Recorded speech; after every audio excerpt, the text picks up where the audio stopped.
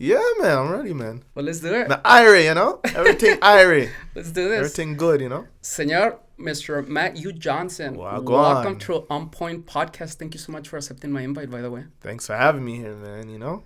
Good vibes.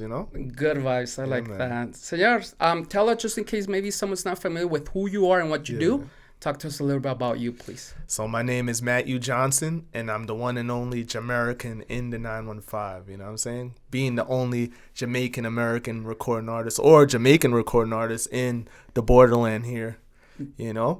Professionally. Professionally. Yeah. How's our Jamaican community in El Paso? Is it non-existent or there is? No, they're here because a lot of them mostly come through the military.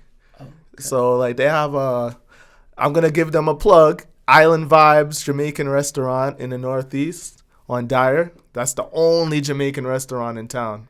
Nice. So are you there often? I'm there quite often. I know the owners. I know the daughter. I know the mom. I think the daughter, her husband is in the military or her ex-husband. So she goes to San Diego and Hawaii, and then the mom runs the shop, Nice. So big up to Island Vibes. You done know.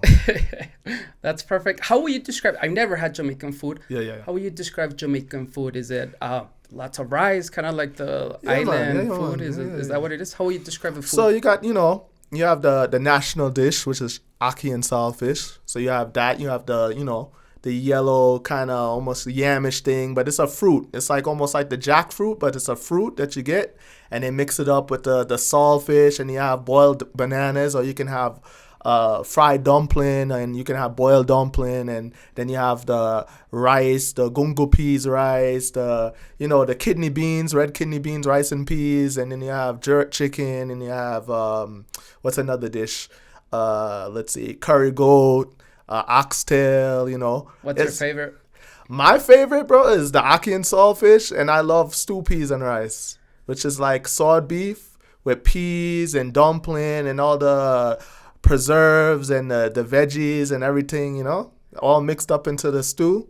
And it's good, man. That's one of my, because I'm Jamaican, I'm Americanized because I'm born in New York City, but my mom is from Jamaica and my dad is American, So I got that mixed culture. I have the best of both worlds, Nice. That's perfect. I definitely have to try it out. Yeah, sure. man. Right up in the Northeast, Island Vibes, man. Nice. Will do. So talk to us a little bit about you. Yeah, man. Just like you already said, your mom's from Jamaica. Your dad's Yeah. from New York. Yeah. Talk to us about you growing up in New York.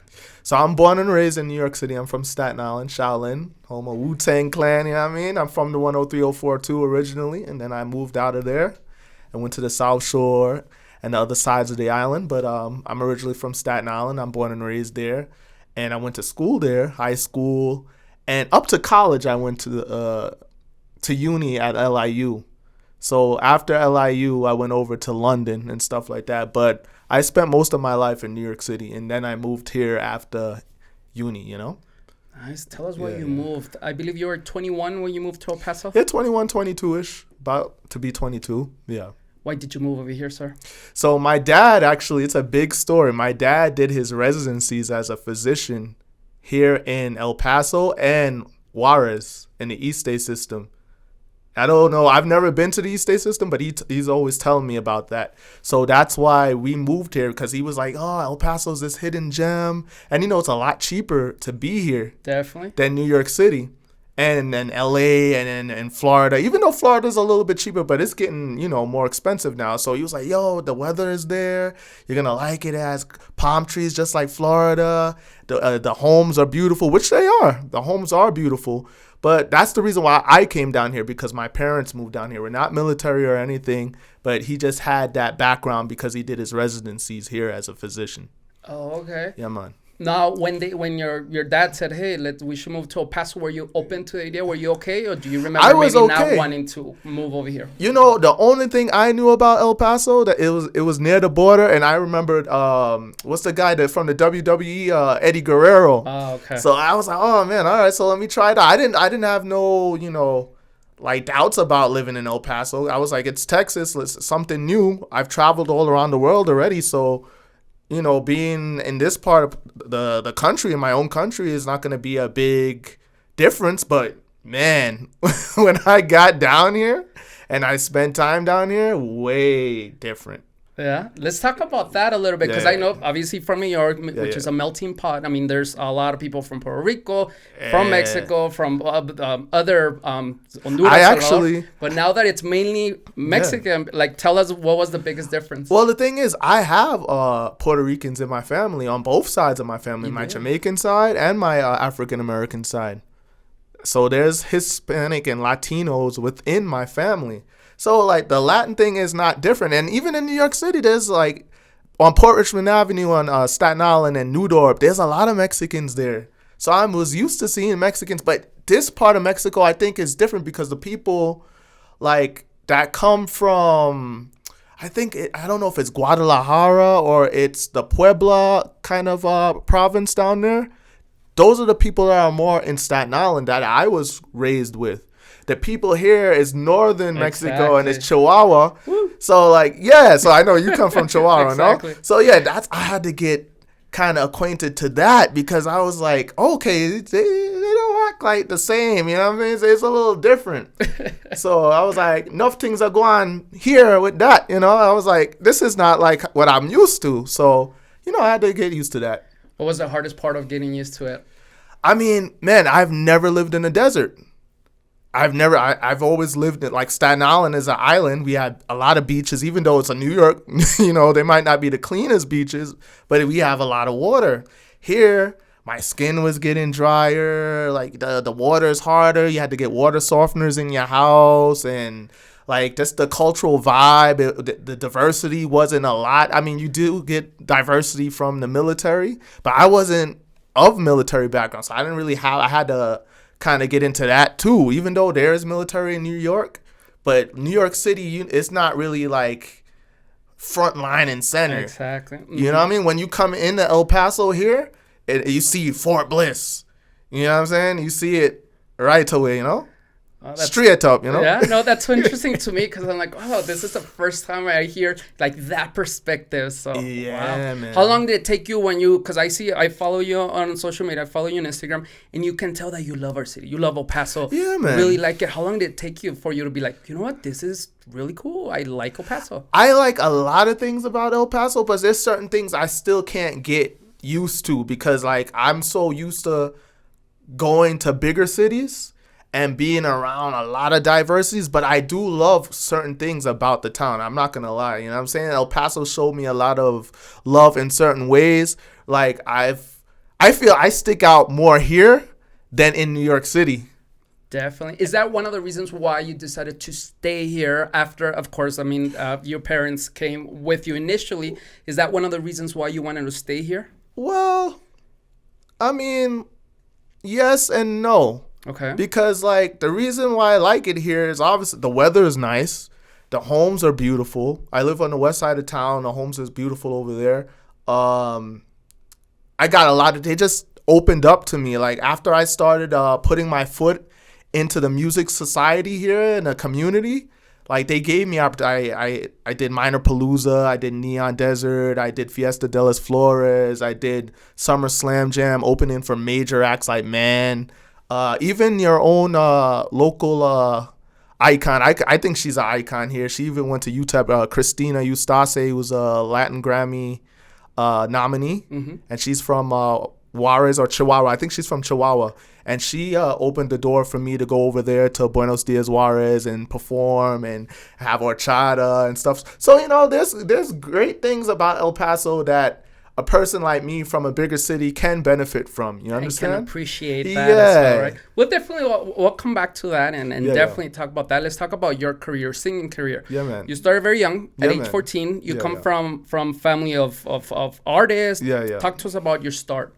So my dad was a spoken word kind of artist. Reverend Johnson and the Positive Vibes. And he went down, obviously, to Jamaica. He embraced the culture. That's how he met my mom back in the 70s. But I started from that because he was always taking me to concerts like Black Uhuru, Steel Pulse, R&B, concerts like Force MDs back in Staten Island. They're Staten Island natives too. And that's how I got into that. And he also threw Reggae Under the Stars in Staten Island. And it was a big reggae concert back in the 80s and the 90s. So that's what brought me up into the music community. at large, not only here in El Paso, but overall.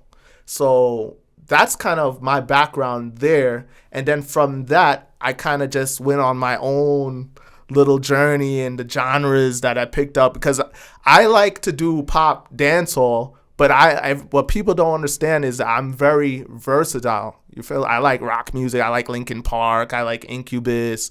I like people like, let's see, Dave Matthews. I like people like, let's see, what's a good example? Mattis Yahoo. I like Buju Banton, who I opened up for in my hometown, Staten Island, at the St. George Theater.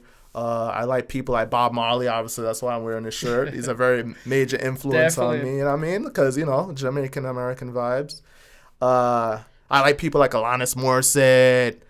I'm very eclectic, man, And that's perfect that you have been able to represent your music with your taste, right? Because I mean, I'm sure there's a lot of people that maybe stick to one kind of music because, that's what sells. But in your case, and I was telling you before I started recording that it's been at least 4 days straight that I've been listening to your music. And I really enjoyed it. And I was like, I shouldn't tell him because it's going to sound like I'm telling him because he came to my podcast. But you know what? It's like it's helping me focus. I like the vibe. It's energetic. Thank you, man. And I was like, that's really cool. And we'll get back to that. But I'm very interested on knowing, okay, it's one thing to like music. Yeah. I like music. I could tell you about Bronco, about a lot of Mexican bands. But when did you say, I want to pursue this at a professional level? Yeah. Do you remember that? I wanted to pursue this I even loved music before because I started pursuing it at 13. At a professional level, but I fell in love with music way before that. From when I was like 8 or 9 or 10 years old, I was singing around the house. I was like singing at the concerts. So everybody knew that I wanted to be in the music industry. But it took me a while to get professional, help to further my craft. So that's when I got in contact with B. Montgomery, who managed Soul For Real, and Busy Bone from Bone Thugs and Harmony. How old were you at this point? I was around 13 or 14, 13 going on 14. When you were reaching out to B. Montgomery. Wow. She was my first manager. Okay, and this is at 13, 14? Yeah, in New York City. Okay. Yeah. All right. And when did you get the encouragement of say, I do have something? Again, it's one thing for us to love music, but like, I do have the talent. It was from her because I was in a group at the time called Mixed, with a cat named Roberto Wallace. He's a Panamanian cat, and a chick named Issa. She was Puerto Rican. And we all kind of came together and created that group Mixed. And we kind of performed for her up in her office at the Mothership Connections right there in Soho. And she was like, you guys have something. That's what she would say. You know who you remind me of? You remind me of that guy from Soul For Real. And she was like, yeah, man, And then she allowed us to open up and go to the Decade nightclub on 2nd Avenue in Manhattan and just be like openers. And that's what we did. Obviously, we had to own our craft a little bit first, and she kind of like helped us with that. But she gave us opportunity. She even gave us opportunity on her cable television show, The Mothership Connection. And it's actually on YouTube till this day. I'm actually on the credits now as an artist that she's worked with. Wow. With Busy Bone and all these like greats, because she does like the classic artists too, from like the OJs and the old school guys as well. Nice. Now, let me ask you, it sounds like you started this, of course, at a very young age. Yeah, man. Were your parents supportive since day one? They were because remember, like in high school, I was starting in like high school, those like professionally. So I was already in drama, and I already had great grades. Like I was already in like what was I? I was in honors. I was an honors student. So even the guidance counselor at St. Peter's, Mr. Cafero, because there's a lot of Italians, because I was raised with more Italians, on Staten Island. So Mr. Cafero, he would be like, yo, I want you to, to perform at the honors night. So I would always have those opportunities. So they would come to those nights, and like I would be singing, but I would still have a 90 or above grade point average. So they accepted that. They was like, okay, And then as I went along and I started getting more exposure in New York, news coverage on New York One and all those things, like a lot of people here might not know that. They might feel, because I'm new down here, even though I've been here for a couple of years, people don't know that I've started a long time ago. and I just been coming up and coming up and coming up. But the thing is that things don't happen overnight, and you have to. I'm not like this next single that I'm gonna come out with. It's been a journey, and he knows that. My manager knows that. So yeah. That's one of the main reasons why I'm so interested in talking to you, because I fully respect and I understand. Of course, it's a struggle. A lot of people start a project, a business, whatever it is, thinking they're going to get overnight success. Yeah. And in your case, you've been grinding, and there's definitely moments, and we'll talk about that maybe you just want to throw in the towel. And you said, you know what, I'm not. So I'm very interested in knowing the story behind that, and how can we influence other people with your story. Okay. So going back to your parents, they're very supportive, but your dad's a doctor. What that means is that usually is that, hey, I want you to, I like your singing as a hobby, but I want you to maybe become a doctor or going to college and go for, I don't know, any particular field. Yeah. Was there any pressure at any point to follow his footsteps? Yeah, man. But you know what? My dad was into the entertainment field as well. And he didn't start as a doctor. He was an EMT first. He worked at Nina down there on the Lower East Side, because that's where he's from originally, in Manhattan on the Lower East Side. So he grew up there, and he's from a hard background too. He comes from 9 kids, and he's one of the most successful out of those 9. So he comes from that background, and he had a love for music, and that's why I have a love for music, because he played it all around. He threw the concerts. His videos are on YouTube as well, Reverend Johnson and the Positive Vibes. People can look it up. So I had that influence as well. So yes, he was a physician, and he was an EMT. And he also, by the way, he's a 9/11 first responder as well. Wow. That's why he retired, and that's why we moved down here. A lot of people don't know that. But that's the real deal. And yeah, man, that's where it came from. Is that why your dad's supportive? Because he understands the love for music? Or you're also an actor. We'll talk about that. I'm a SAG actor, yeah. So I'm just curious, because usually the story is that, maybe especially in our culture, in El Paso, in the Mexican culture or Latino culture, is that, you like singing, you like dancing, you like maybe being an artist, and it's cool for a while, but hey, you need to go to school, and you need to get a real job, right? So when I was doing my research on you, I'm like, I wonder, his dad being a doctor, if there was a moment like that he wanted to say, you know what, this was cool in high school, but now you're going to go to college, or you're going to do this full time, or even after college, I expect you to be a doctor. But it sounds like because of the background that your dad has, like he understood your passion for music, and that's why you're okay pursuing that dream. Well, you know what, like, but no, because I had other jobs. See, like, I had summer jobs. I've had all those things. I was a PT assistant. I worked in the doctor's office. I worked at Bresick and Young doing stockbroking jobs in New York City there. Because I don't know if you know, like, being in St. Peter's Boys, which is a very, like, prestigious high school on Staten Island, they already groom you, and you have to do certain things. You have to do things like volunteer at, like, Edgar's nursing home. You have to show, that you're going to be, like in the know, and know how to be an adult and be, like, able to face the world. So that's why I'm happy I went to those kind of schools. So I was already being groomed, not only from my parents, because my mom and, being Jamaican, everybody says, Jamaicans have like 10 jobs and all of that. So not only from that side of the family, my grandma saying, no, I want you to do this and do that. I was already like doing things besides the music, but the music was my main passion. So I didn't have that problem from them, because they seen that I was already like motivated to win just generally in life. You feel what I'm saying? I do. Now you talk about grinding. You talk about a lot of years, a lot of work, right, that you have put in. How, like, this motivation or this mindset of you knowing and understanding that you have to keep on going, that it's not going to come to you the next day. Do you get this from your parents? Is that something that they taught you, as far as it's a lot of work, it's not going to come easy? Or where does this mindset come from? Man, like, even if I wasn't a singer and all of this and all that, any job that you want to do well, you have to work hard for it. That's why I got another concept from a song that we're actually just coming up. It's going to be called That Energy, right? And it says in the lyrics exactly what we're talking about. Anything you want, you have to do. You got to go at it. You know what I mean? You have to be persistent.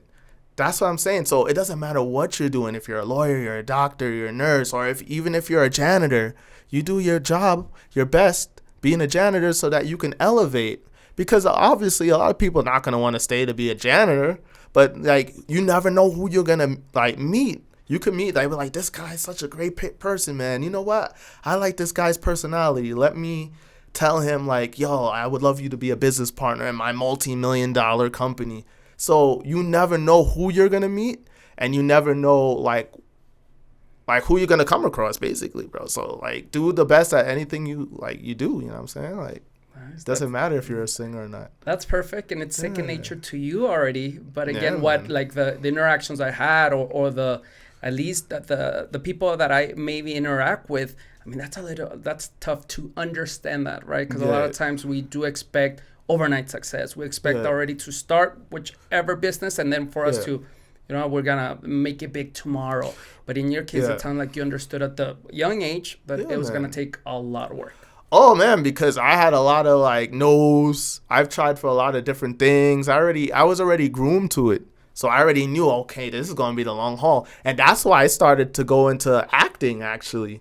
Because I wasn't really getting further in the music immediately. So I figured, what can I do to get more exposure? And there's a lot of people from my area in Staten Island that did the same thing, like Tristan Wilds, Mac Wilds from 90210. He's from Staten Island, and he went into acting first, and then he blew up from the acting. So I went to acting too, and I got up on Gossip Girls, One Life to Live, the soap opera, the Sopranos, Nights of Prosperity. I don't know if that's on anymore. And then when I came down here, I landed a major like military commercial, Go Army military commercial called Army Mentality. So that helped me as well. So you can be a multi-lane person and still be able to do music. Right. Is that which music is your passion? Music is my main passion, yes. Of course, I'm sure you like the artist side of being, the artistic side of being an actor as well. Yeah. But was there any maybe time that you thought about, wait, you know what, let me focus my energy in being an actor, especially because you got those roles after? I did, and it was during that time period in New York City. And when I was with Divine Talent over there, Barbara was my agent. And she was like, yo, she was putting me in more things and more things and more things. I remember one time she sent me to New Jersey, and it was for Alec Baldwin. It was a movie with him. Wow. And I was just an extra at that time. I wasn't even nobody major, but I was getting all these. This was before I got my union like dues and all that, and my my waivers to join SAG, obviously. But I was still getting on. I was like, wow, you know what I mean? Like, I'm getting exposure here. And you know what? To be ironic with it, I was meeting music people on those things. So people were doing what I was doing. So why is it that, can we say music is your focus? Of course, you're open to being artistic through the arts of being an actor. But was there anything in particular you remember? So, you know what, I'm going to shift my focus now to music again. Was there anything that happened there? Well, I mean, the reason why I shift my focus back to music is because that was my first artistic way of showing my artistic value, because I'm naturally a singer and a performer.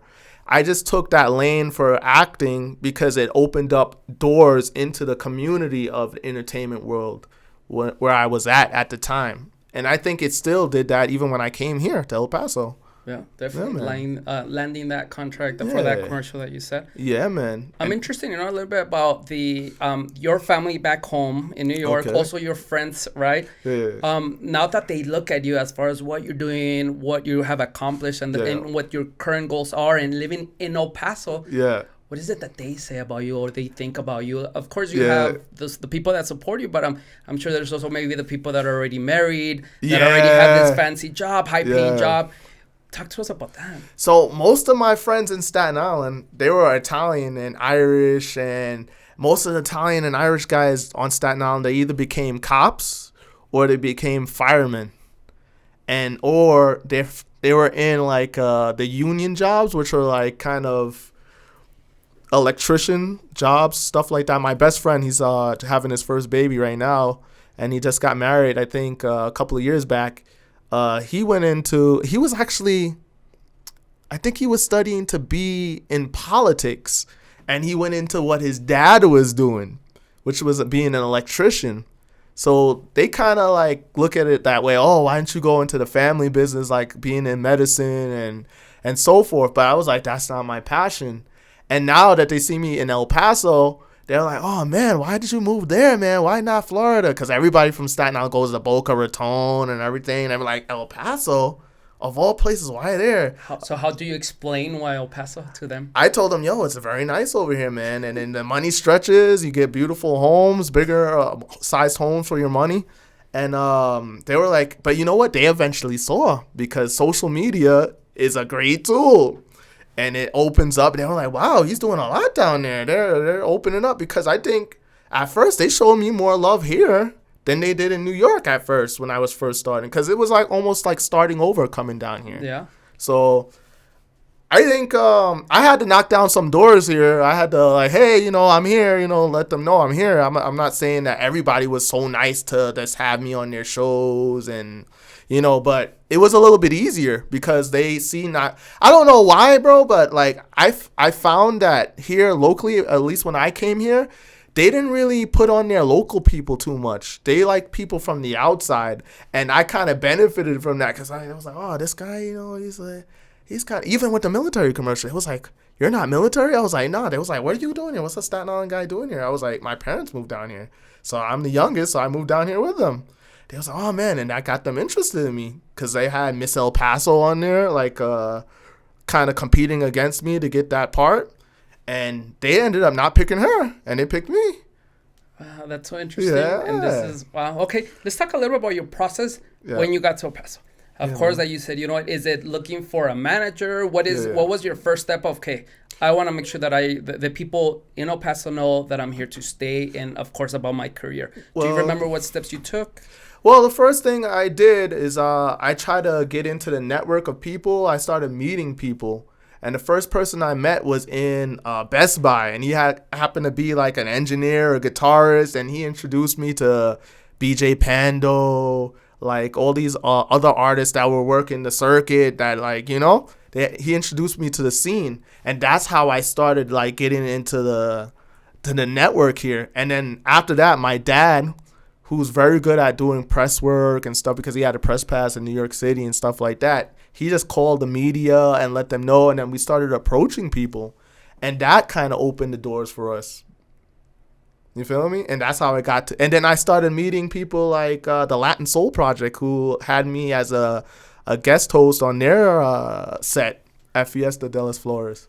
Oh, yeah, man. Congratulations on your path. Now, you did mention that there has been a lot of no's, a lot of struggles, and a lot of times that maybe you wanted to just give up and maybe do something else. Do you remember some of examples that maybe you can share, and also what helped you continue your path? So, I mean, like, down here specifically, you want to know about? So, down here, like, I found once you do everything, and they have booked you for different things, and they already see, like, you're here already, sometimes they don't want to book you again. So sometimes it gets a little stagnant, and then me being here, and I don't know if I told you or not before, like, we got on air, but I was living I don't always stay here. I was going to Canada a lot to open up into that market because I figure it has more of a Caribbean, like, stronghold there, and that's some of the sounds that I'm doing.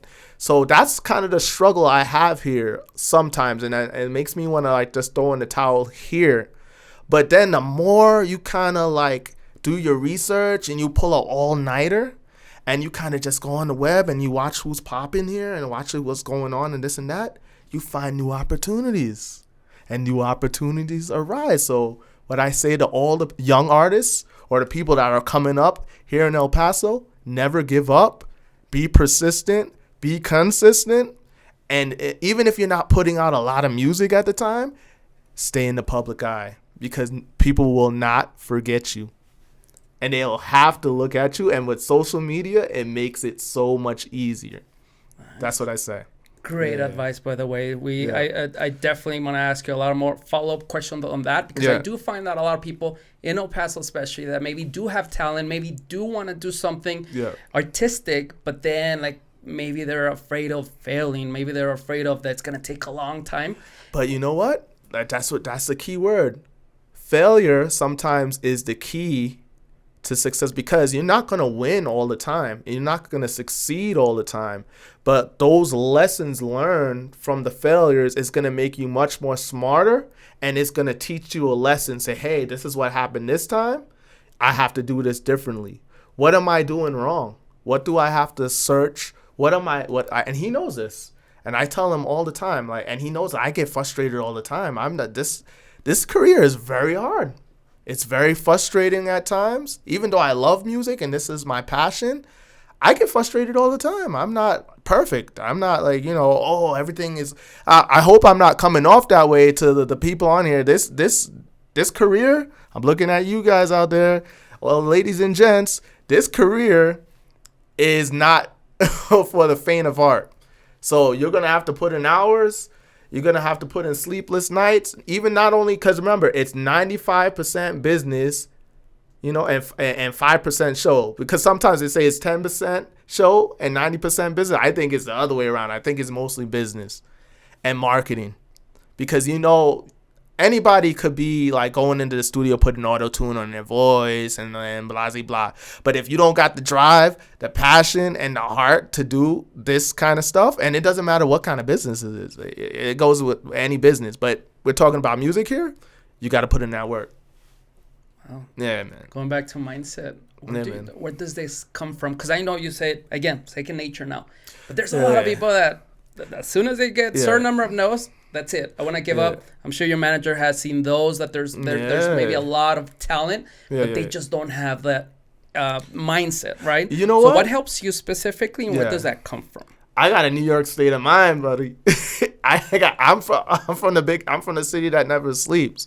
So you gotta hustle. I have that in me already. That's what being brought up in the 5 boroughs does for you.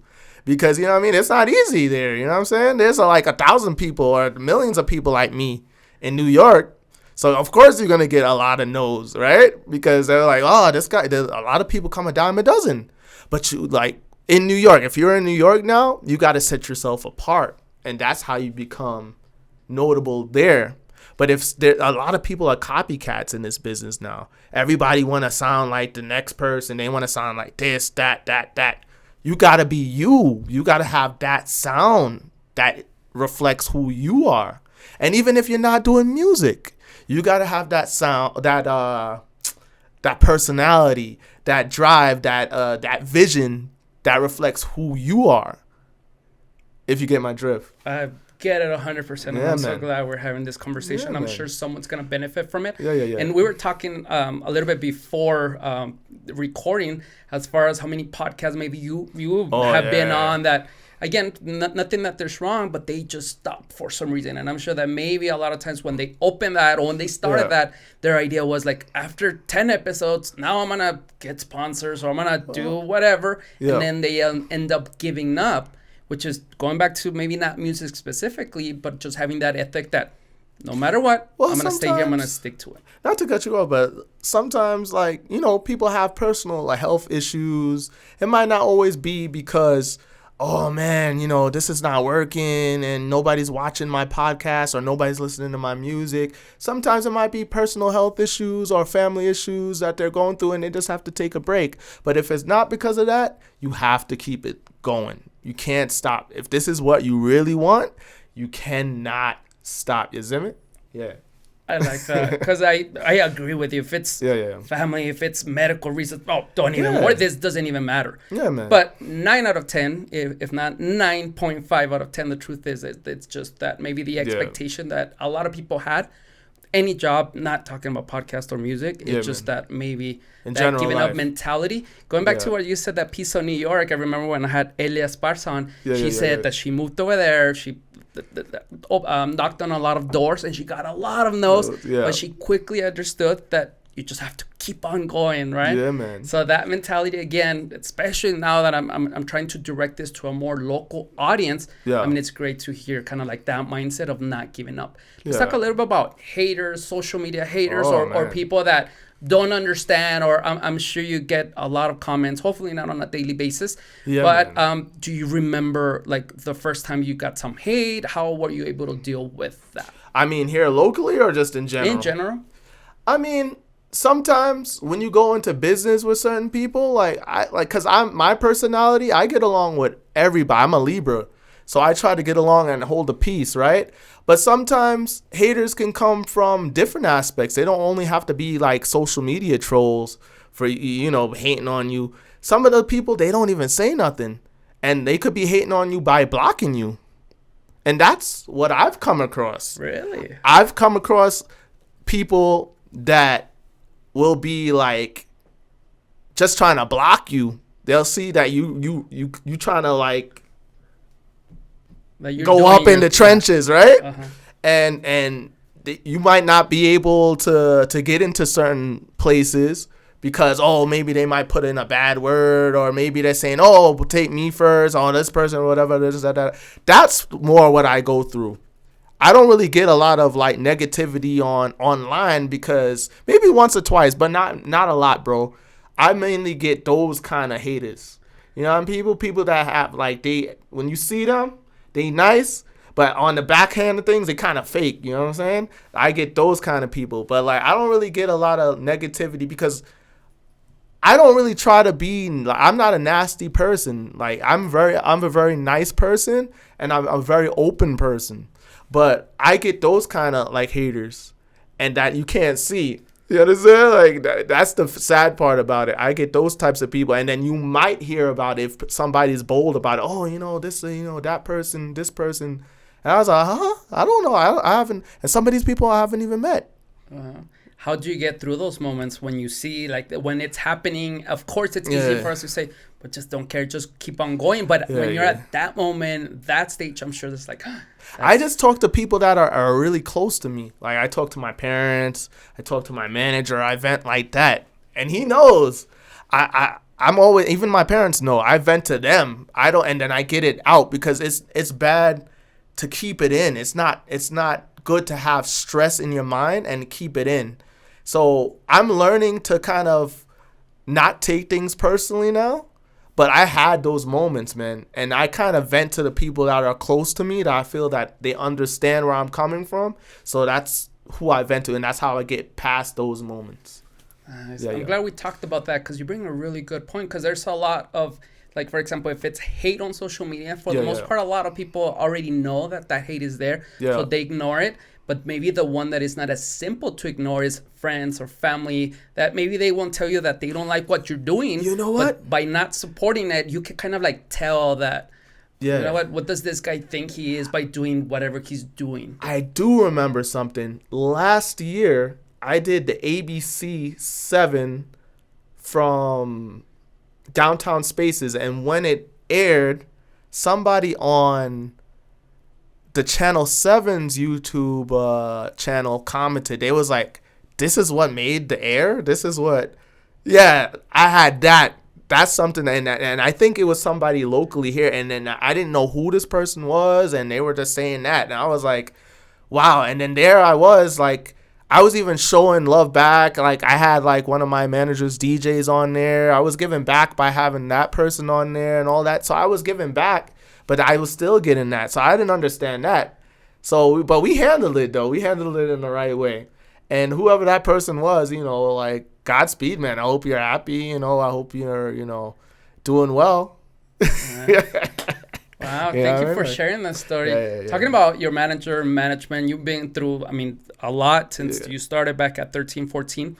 Talk to us about the process. What's frustrating about going through one manager? I'm sure that I don't know the industry, but I can only imagine that people say, well, you know what, with what you have, this is what I'm going to do for you. But then something happens that now you're going to, especially now from New York to El Paso, new management. Talk to us about that process. How does that work? Well, someone that may sound familiar with that. I've had managers from Toronto, El Paso, New York, Denver, England. Because I've traveled all these places. But the process is, man, when you're young like that, 13 or 14, sometimes if you don't have the right guidance, you don't know how to choose the right management. And you don't know, like, to look for, hey, does this manager have what I'm looking for as in contacts? Or does this manager have the personality that I want to, like, vibe with? Does this manager have the time or the work ethic to really build with a person like myself? Those are the key things that you need to look for. Sometimes it's not always monetary, because a manager sometimes doesn't really have to put in his money or her money to help your career. They're supposed to find the people to better your career. Sometimes managers do put in. Don't get me wrong. Sometimes they do. But I feel a lot of young people looking for management and representation or an agent, they don't know what to look for. And those are key things that I just said. Contacts, time, personality that fits yours, dedication and love for what you're doing. Those are key, because sometimes people come along, oh, man, maybe I can make a little money, or I know something and then make a quick money and then get rid of this person, and then you have to go on to the next and the next and the next and the next. So that's what you have to look out for with men. Sometimes you don't need a manager. Sometimes you have to manage yourself. Sometimes you only need a booking agent. If you have a fan base that is active, you might not be at the level that you need an artist manager. You might just need a personal manager, or a personal manager that eventually could be your artist manager, your whole business manager. You feel what I'm saying? Because sometimes people are not at a level where they need a manager. And all this you can only learn through experience, of course. That, or if you have a family, a lot of people have family members that are deep into the music industry, and they tell them that. And they already put them on to people that know this is who's going to fit my person. This is going to, but if you don't have that capability of just relying back on somebody that's in the industry, then you might have to do some work on your own and look up things. That's what Google's for. Like that's here. I'm sure, again, someone will benefit from that, because that was really good. Yeah, man. Let me ask you, what's the hardest part of being an independent artist? Oh, man. Not getting enough exposure, because when you're independent, you don't have the tools that the majors have, such as radio play, bookings, endorsement deals that they can put you into, because they already have the relationships with the companies that will give you more exposure, just like maybe like headphone products, drinks, what have you. So I think as an independent artist, you have to actually go out and make those connections on your own, where when you're in a maybe like in a 360 deal, and that's another thing that's probably not that great, but in a 360 deal, all those things come with it, because the label is taken out from all your merch sales and all of this and all that, and they already have those relationships. As an independent artist, sometimes you might not have the budget to get to those people that you need to, unless you make a hell of a good networking scenario. If you have the networking skills, maybe you might be able to get to those things that the label has. That what your goal is, eventually, to be signed under a recognized label? I don't know, because the game is changing. It's not the early 2000s no more. So you could be independent, have a really great distribution deal, and then have a good manager that has the connects to put you on to like people, marketers and agents and booking agents that will keep you going, so that you have the budget to go to these next things and those major label level situations, if you get what I'm saying. Okay, so what you're saying is that it's not your goal at the moment. Of course, if it comes. If it comes and it's a good deal and they're offering me a good percentage, and it's a situation where I can win and they can win at the same time, then yeah. But if it's not that situation, why would I? If I can win as an independent and get the same things as an independent and keep more of my rights and my masters, why would I go to a major label so they can own up my masters and I have to buy it back again? and changed my name. Talking about that, you're also a songwriter, correct? I'm a songwriter. I'm an ASCAP member, yes. Senor, what is your creative process? Walk me through when you want to write a song. Do you sit down to, okay, now I'm going to write it, or does it come, or like describe your... So let me put it this way. I'm not a producer, so I don't make music. I don't I'm not a producer. So when I get with a producer, they send me the beat. I'm like, we make it together. And I'm like, hey, I want these sounds and that. So once we get the full sound and the project down and it's a full song, I first start with the hook. The hook has to be catchy, ear catching. It has to be something that sticks in your mind. So I'm pretty sure my manager knows that. I always write a hook first and then the verses follow. You understand? And then maybe if we're coming with a bridge and a breakdown, and sometimes we don't have a breakdown because we don't want the song, people's attention spans is so small now. You don't want the song to be like 4 minutes no more. You got to be under 3 minutes and under now. Yeah. Like that. When you are trying to come up with something new, does your mindset have to be at a certain level? You have to be doing something? Do you have to tell your brain, I'm going to come up with this, or it just comes naturally? Well, most of the times I write from experience and emotion. And I'm a really kind of like a positive kind of guy, mainly, unless somebody like bothers me or something and I'm in my head or whatever. But mainly I'm a very positive person. That's why I do more like feel-good music, if you notice. Mm-hmm. The level of feel-good. Sometimes I might write some ballads. Like my friend that's a Grammy winner, actually. He won 9 Grammys. A shout out to Sosa, I'm Sosa 9000, Life of 9000. He's working with Beyonce, but he always telling me, man, we need to hear more ballads from you, man. Like, we're always hearing these kind of like, upbeat songs. Yeah, but I'm like, you know what? That's what's really selling, and I want to keep, like, even the people that are younger than me, I want to keep them, like, going as well. Like, you know what I'm saying? So. Yeah, and you're staying true to your personality as well. So, wow. So I feel that's, that's my vibe, but I'm definitely gonna bring some more ballads or mid-tempo kind of things, and the next single is a little mid-tempo. You know what? Actually, Guan Get It, the one I did with Cedar Rocks and Chaclair, that's kind of mid-tempo-ish as well. What are you working on right now? Yeah. What exactly are you working on? What are some dates that maybe you can give us right now? So right now, should I tell them? So right now I'm working on a single with Snoop Dogg and Carl Wolf, which is a major like a pop. I guess you could call him a pop R&B Canadian star, man. Like, he's huge, like in Canada and in Lebanon and Dubai, and he's worked with like tons of people. He's worked with Snoop Dogg before. He's worked with I think he co-headlined for Mary J. Blige too.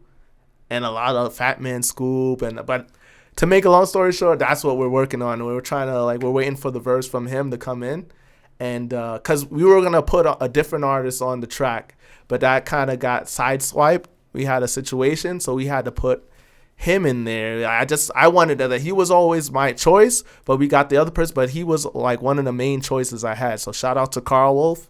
You know what I'm saying? Like, yeah, so we got that coming up next. Wow, how exciting. Yeah, man. So that's what I was telling you, man. Yeah, man. Nice. Aside from music, you're also a business owner, right? Talk to us a little bit about what else you do still in the music industry, but what else do you do as well? So right now, I've been doing this. I had Interv Music for the last 6 years. So that's always been there, and I've always been pushing that label, the merch and stuff. But recently, we kind of transferred it into a media and news outlet. It's Intervisions Media, and it's on Instagram for everybody to see. It's on Facebook. We have all that. So we're giving other artists and people that are creatives and people, managers, and people like yourself a platform.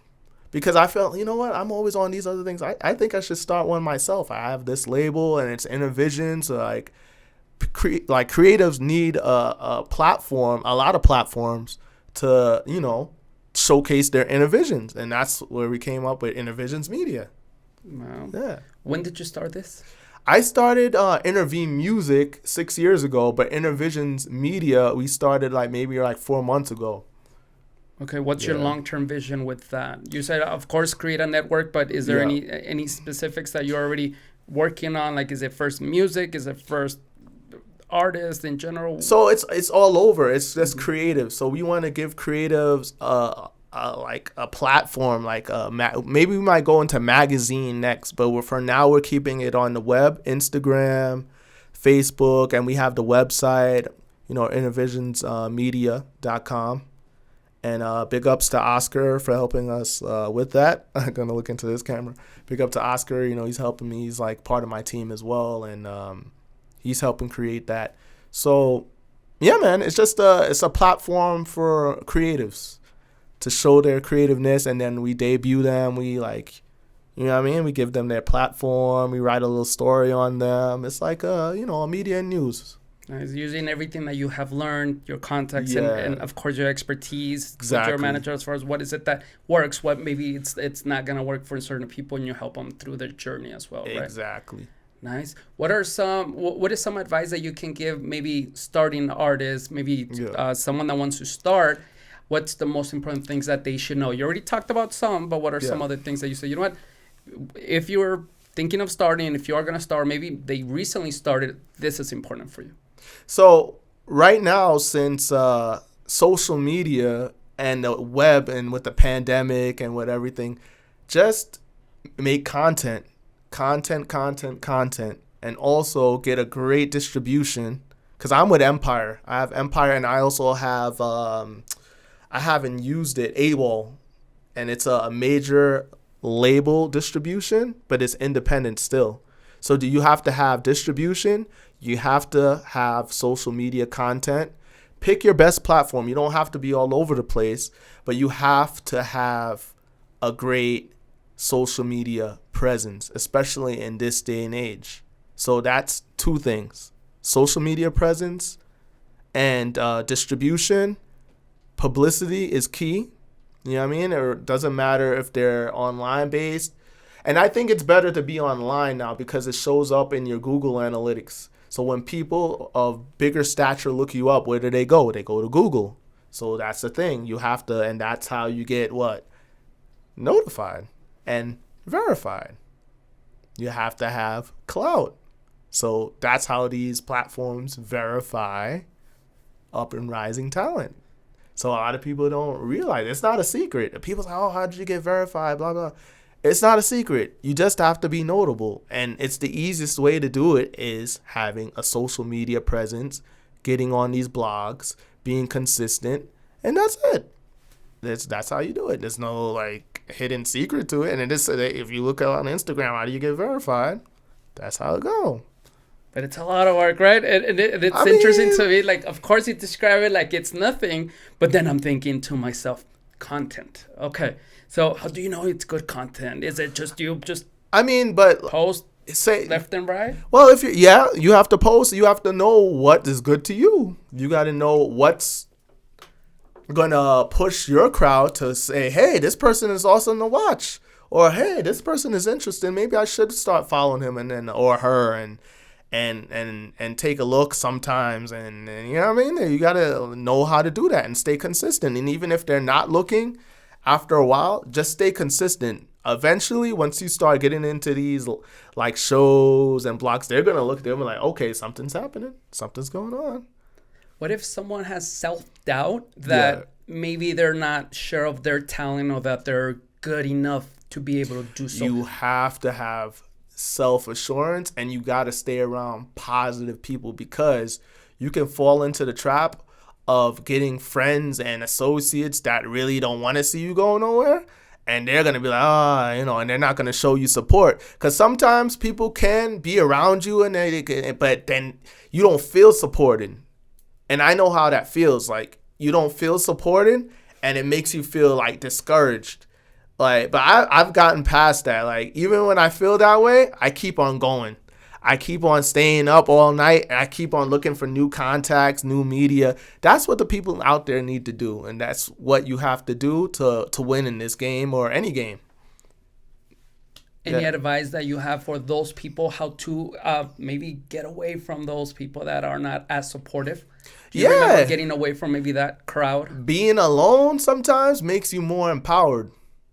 I'm learning that, and sometimes it keeps you in focus, because sometimes when you're in your head and you feel, oh, these people's not supporting me, and like if you feel, especially if you feel secluded and you're in a place where you're not really like the norm, like, or you feel like you're like, because that's another thing, like that's another adversity I encounter here, because my music is not reggaeton. Even though I'm incorporating reggaeton in some of my stuff, it's not reggaeton, it's not mariachi, it's not the typical hip-hop, it's not, it's not that, and it's not like plentiful here. But what I do is that I take from what's plentiful here and put it into my sound. So I innovated that situation. You said I was what's a good word for it? I persevered through that. You see me? You feel me? Yeah, definitely, because you had that mindset that instead of giving up or thinking, well, you know what, they just don't understand my music, just what can I do to make sure I get better on my craft? Not only that, what I just did is I just incorporated what was popular here.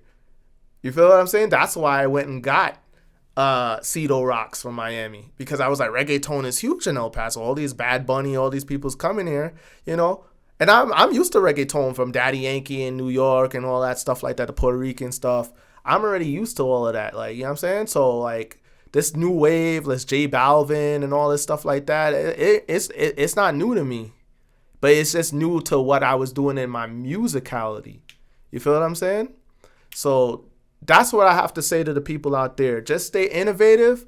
Know how to, like, fit into the market in your own way, but still be you at the same time. That's a better way of saying it. I like what you said about surrounding yourself with the right people. Yeah. And also value that alone time. Yeah, because you know why? Because sometimes you could fit into these, like, people that you want to be fitting in with, and they not really for you, and they're not going to really support you. You might as well just spend some time alone and focus on your craft and build your brand up. And then you're going to see those people come back. They're going to be like, oh, shoot, this person is doing some big things. Let me come back. But by that time, you'll make new friends, and it'll be too late. Exactly. Valuing your time, going back a little bit to valuing being alone. Yeah. That way it gives you time. And as you were talking about this, I'm like, I find myself, of course, I like to go out and talk to some friends that maybe I haven't talked to in a while. But then I always in my mind, like, is this bringing me value? First 2 beers, great, because I'm catching up. 3 beers, I'm good. But I know that there's a point after my 4th, 5th beer that I'm like, you know what, this is not creating value anymore. Like, it's just it is time wasted instead of tomorrow waking up early, going to work out, or maybe working on stuff that I should do. Exactly. And that's, again, going back to, like, finding yourself, asking yourself those questions. Well, that at least that's what works for me. Is this bringing me value long term, or am I just wasting my time? True. But you know what? Another key thing is you got to protect your energy. Because you could be around people that you feel is for you, and they not really for you. And that's draining your energy, and that's draining your force from being focused, from being energized, and say, hey, man, I'm going to do this. I'm going to stay up, be motivated every day to do what I have to do to succeed. And sometimes if you just push yourself in to those types of individuals or those kind of circles, you lose your energy. And that's why being alone at times could be great. Yeah. Yeah. I was going to add making a job, finding that one of the reasons, I don't know if we talked about this before or not, but one of the reasons I started my podcast is I realized that I needed to expand my my influence circle, right? Yeah. Of course, I have really good friends that are into like this growth mindset, being positive business, whatever it is. Yeah. But I also have a lot of other friends that are not, and which is cool. Maybe they're really good at maybe relationship advice, other things. Yeah. But I realized that I don't maybe have a lot of friends that share the same mindset that I do. So what I did is, guess what? I'm gonna create a podcast, and I'm gonna invite people that I want to chat, that I do see myself being part of their circle. You know what I mean? Man. And that can help me with either business or even at a personal level. But you did the right thing, brother, because that's opening you up. I mean, not to say everybody you're going to meet on the podcast is going to be beneficial to your life, but here in El Paso, you did the right thing because there is opportunities here, but you're creating your own opportunities, which is bringing people to you that brings you more opportunities. So you did the perfect thing, and you have the perfect outlet to bring great creative energy and great networking energy to yourself as a person and as an individual. Nice. Well, thank you, sir. Yeah, we talked a little bit about that as far as when people say there is nothing to do. Your take was very particular that there is stuff to do, but also you need to find it. You got to create it because sometimes the innovator gets the most things because there's going to be a lot of people saying, hey, yeah, man, I need to go find this person. And there's going to be a lot of people doing what you're doing. But once you set yourself apart and people start liking what you're doing, all those people that you were looking for are going to start coming to you. Because that's what we kind of did with the Jamaican and the 915. Even though, like, physically I am a Jamaican in the 915, but we created that reality show kind of like webisode kind of thing. And it actually stars my manager, Aaron Renteria here. So we kind of brought the Mexican culture and my culture, and then we used the backdrop of the 915, and we used the pandemic with wearing your mask. I don't even know. Do I got my mask here? I saw you with it, so yeah. Yeah, but like so we got the mask right here. So in the webisodes and we have 3 episodes of the Jamaican and the 915. We have a holiday episode, and then we have 2 others. But they're all located here in El Paso. They're on YouTube for everybody to watch. They're on my Instagram. But we used that. We innovated. We like, it was the pandemic time, deep in the pandemic. I just came back from Toronto, and I was like, man, I'm not really feeling with the music right now. I need to do something else. So I went back into my acting, and I was like, you know what? We need to motivate people to stay safe during the pandemic. And we just created that on our own. That's being innovative and then bringing something to El Paso that's not here. And people was like, oh, that's cool, man. And we like it. Even if it's not the biggest thing, we made something that nobody else was doing. We were innovative, and we were able to get it out there. And that's what landed us the stuff on, what did we get? Univision. And we got on ABC, and we were able to get it out there. Because you're looking for your opportunities instead of waiting for an opportunity or something. We created our own opportunity.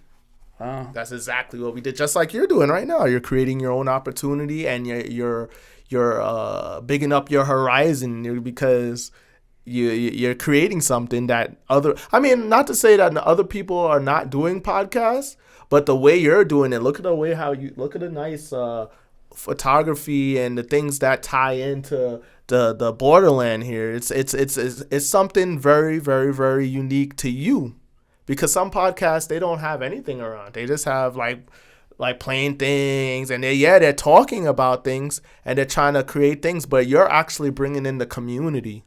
You feel me? So I think from my perspective, from my opinion, I feel that's what's different about this podcast. Nice. And I appreciate that for sure. And like I was telling you, there's so many things that I do. Full-time job, the hair salon, the TV show that I recently started, the podcast. That's awesome. And I tell people that I hardly have time to do something, right? I have to make that time. Yeah. But when I go to sleep, I feel so happy with myself, fulfilled that, I was all over the place, but today I got to do this. Bro. And that is adding value to my life. Instead of, and I respect watching TV, enjoying it, because I also do that, trust me. But then I also, again, zone in. But then I have also the path where I see myself later on. But I know that it requires a lot of hard work. I find that a lot of people have dreams. Everyone has dreams. Everyone has goals. But then the work ethic of, okay, are you going to wake up at 6? Are you going to go to sleep at 10? Are you going to say no to that? Your friend's calling to go out. Again, you can definitely say yes.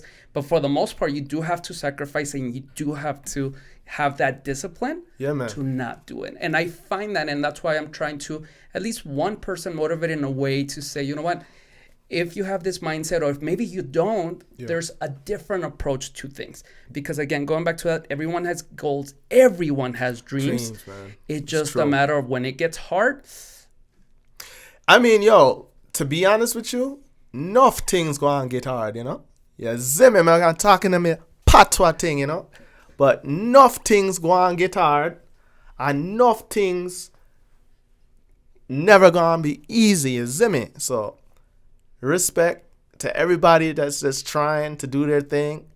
And, you know, keep going in, you know.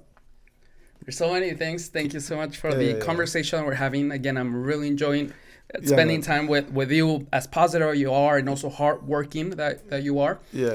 In a perfect world, well, not even in a perfect world, but what are some, not projects, but goals that you have short term and long term? Well, right now, the short term goals is to go on the road again, start touring, and also to create new music. And just getting out there to the masses, man. Let's start like going into more bigger markets again, and just like headlining with other artists that might be a little bit bigger or maybe even at the same level. So that's some of the things I'm looking forward to doing right now. I need to get new booking agents and to do that especially once we release the thing with Snoop Dogg. No, perfect. Yeah, man. How about in 5 to 10 years? Yeah. What are some goals that you have long term for you? I would definitely want to go for the Grammy, the Junos for the Canadian situations. What is a Juno? I'm sorry. It's like the Canadian equivalent to the Grammy Award. Okay.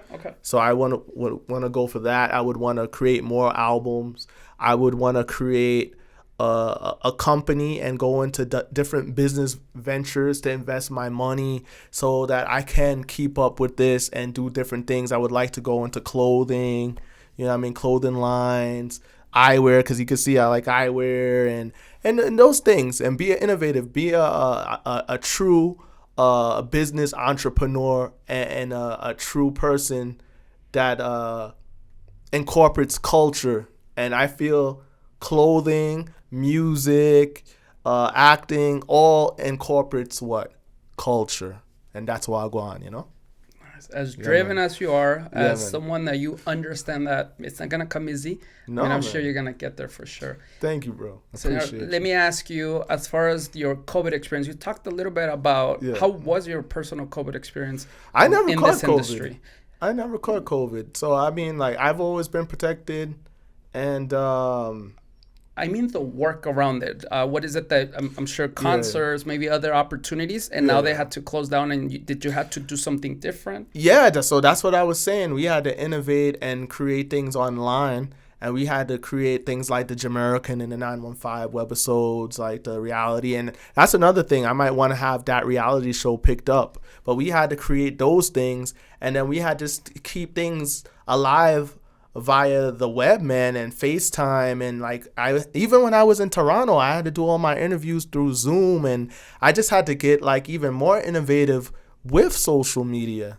So that's how we kind of like transcended that time period. But I think we did pretty well, man, because we still were getting tons of publicity. We're still getting a lot of press. We were still networking with a lot of producers that did remixes to the Go On Get It single with Chaclair and Cito from overseas in Germany. We were still doing that. So I don't think it really slowed us down. The only thing that slowed down was the live shows. And people were even doing virtual shows and being paid and stuff. But I didn't get that. But we were doing other things. So you found a way to still stay relevant, of course, even with this. Perfect. Man. Senor, I have 2 more questions for you. Okay. The one that has somehow, some way become a recurring question here is, what is your definition of success?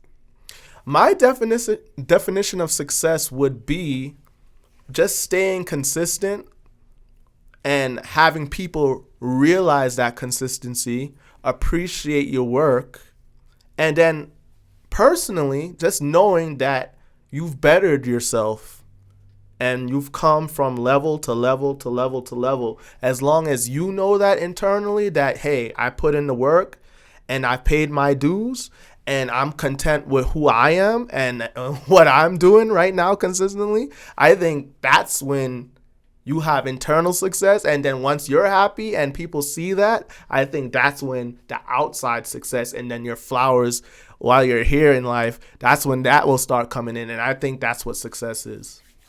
Great definition. Based on your definition, how successful are you? Well, I feel that I've been consistent. I feel that I'm transcending a lot of things that people probably wouldn't think I would be able to transcend at this point of my career. I know I have to build on certain things to get further to the next and next levels. But I think from where I was coming from till now and to where I've elevated on social media and to the people I've met, like Choclair, I met, like, he's a Canadian icon, a hip hop legend over there. I met him through somebody. I didn't know any of his music at the time, but I got acquainted. But I was able, by going to Toronto, I was able to meet people like him.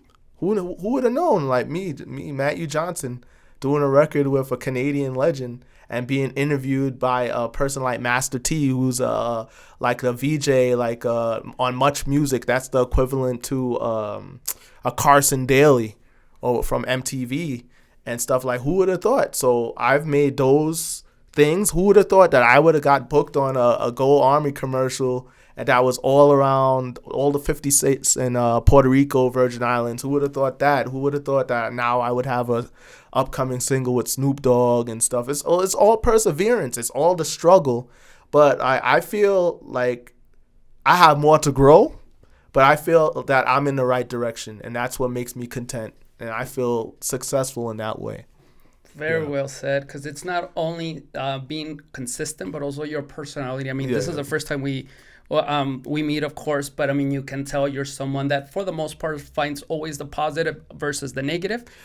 So most of the times, I can get like, he knows, and like, I keep it real. I can get like down on myself at times, and I'm only human, man. I'm not perfect. You know what I'm saying? Like, I'm aiming to that, but nobody on this earth is perfect. You know, besides the Most High God. You know what I'm saying? And He's not on earth. You know, He's looking down on us and taking care of us. And I have faith. You know. So that's what keeps me like going and persevering, because I know that you got to trust the process, basically. Trust the process, people. Trust the process. Put in the work. Stay consistent. Stay around the right people that motivate you. Don't be looking for folks that are not going to, you know, enhance your energy so that you can reach to those levels and higher echelons. You need to cut off people that are toxic in your life or that you feel that don't fit your lifestyle. And that's when you're going to persevere. And if you don't have a lot of friends, take time to yourself. Focus. That's all you need to do. Enough things are going on after that. You zimmy. Bless up. Great message there. Is there anything else that you want to talk about? Anything else important for you? I mean, I think we touched based on everything. I don't want to take up too much of more of your time, but, you know, I think my last word to the people out here for this podcast would be just stay positive, consistent, trust yourself, trust your instincts, and keep going. That's all I can say. Keep going. Never give up on your goals and dreams. Anything is possible. Bless up. Nice. Amazing. I do have one last question, though. All right, let's go. That was good ending, though. Like, I want to stop there. But this is the same question I ask every single guest. Okay. And then from your perspective, I'm very interested in this, in your answer. What is one thing you love about El Paso? And what is one thing that you will maybe change or improve about our city? Wow, that's a great question. You know, my boy knows that. So one thing I love about El Paso, I love the homes here. I love the climate. The thing I would want to change about El Paso is the diversity. It needs to be a little bit more diverse, and then the open-mindedness needs to change here. It needs to be more developed in that stratosphere. But other than that, El Paso is a great city. It's a great place to live. It's a great town. It has opportunity for people like myself and people that are from here. There's opportunity here, but you always have to broaden your horizon. But like for me personally, I would love even more diversity. I do see a lot of the Arab restaurants coming in, the Jamaican, and then the military's bringing that in. I would like to see more of that here in El Paso. Okay. When you said open-minded, I hate to close without asking a follow-up question. What do you mean by that? I mean, just being like open-minded to others, culturally, musically, and that's what I mean. In my perspective, I think it could be a little bit more of a mecca in that sense, if you get my drift. Because I feel me doing pop dancehall music, you know, it's not particularly popular here unless you hear Sean Paul or you hear Shaggy or you hear those people. Once you hear them like, oh yeah, me know Shaggy, oh, it wasn't me. No. But if they don't hear it and it's a rising person, the personality is different. Oh yeah, who's that guy? That's what I'm saying. I like that, and I know 100% what you mean. Or if you're not Khalid, oh man, it's Khalid, man, Khalid.